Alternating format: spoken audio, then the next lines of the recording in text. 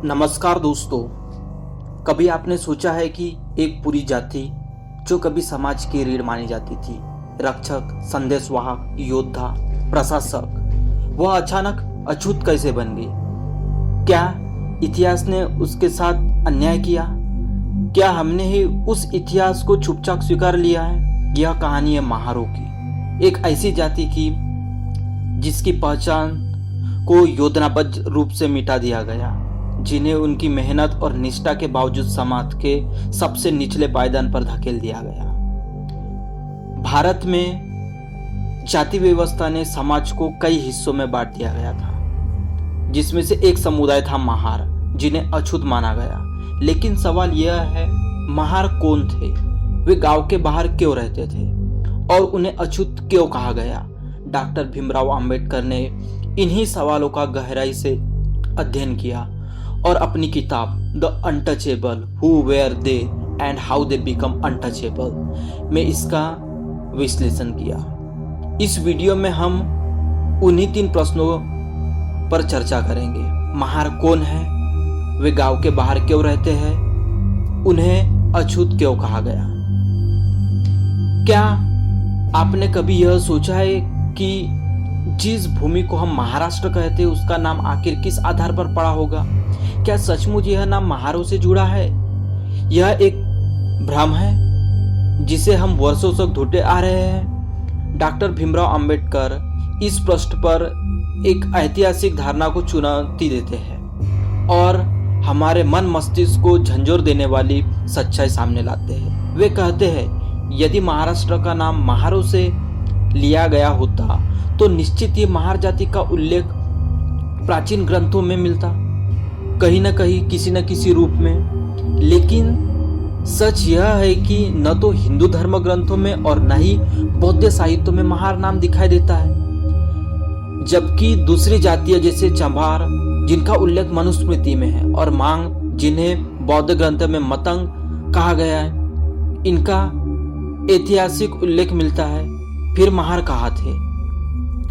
अंबेडकर का यह तर्क केवल एक ऐतिहासिक विश्लेषण नहीं है, यह एक मानसिक द्वार खोलता है। यह हमें मजबूर करता है सोचने पर, क्या इतिहास केवल शक्तिशाली द्वारा लिखा एक दस्तावेज है?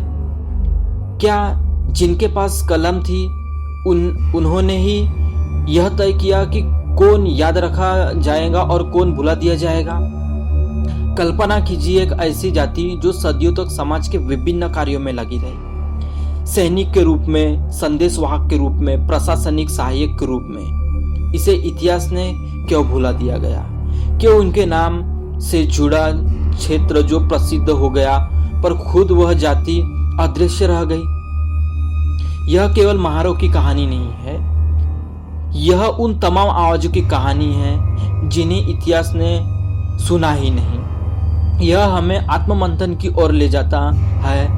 क्या हम भी अनजाने में यही झूठी धारणाओं को दोहरा रहे हैं? क्या हमारी पहचान और हमारी भूमिका का नाम उन जातीय स्मृति पर टिका है जो शायद कभी दर्ज ही नहीं हुआ हो?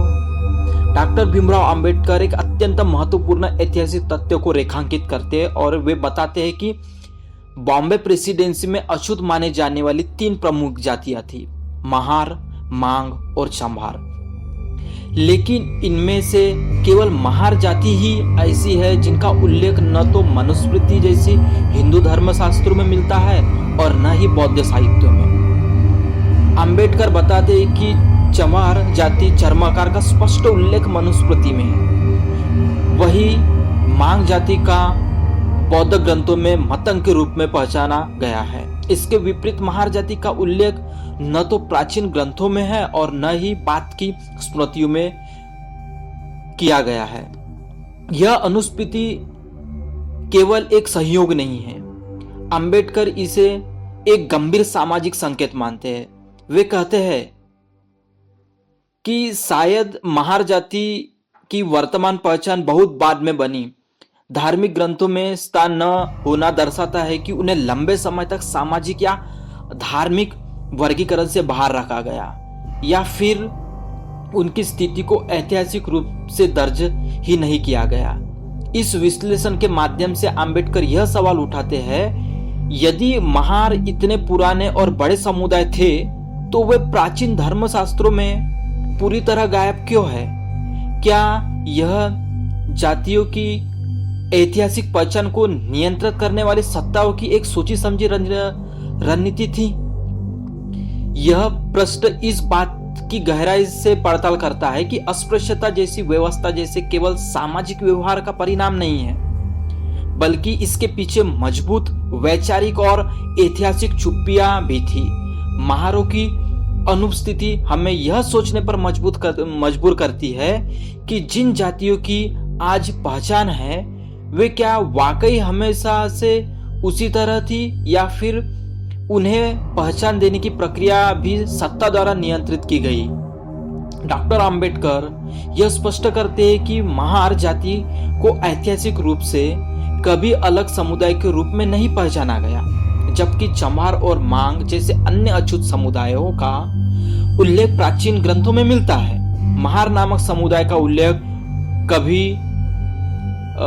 कहीं नहीं मिलता, न मनुस्मृति में, न ही बौद्ध साहित्य में, और न ही बाद की स्मृति में। इसलिए यह नाम महार एक नया नाम प्रतीत होता है और यह दर्शाता है कि इस समुदाय की पहचान ऐतिहासिक ग्रंथों में नहीं थी।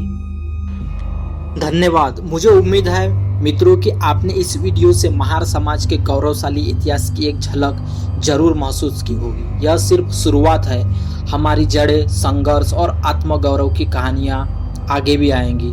अगर आप भी इन अनकही कहानियों को जानना चाहते हैं तो हमारे चैनल को सब्सक्राइब करें, और आपकी एक सदस्यता हमें इस दिशा में और आगे बढ़ने के लिए मदद करेंगी। कमेंट करें, सब्सक्राइब करें और हमें अपना प्यार दें। मैं अगले हिस्से के साथ जल्द ही आ रहा हूँ। धन्यवाद। जय भीम, जय जोहार, नमो बुद्धाय।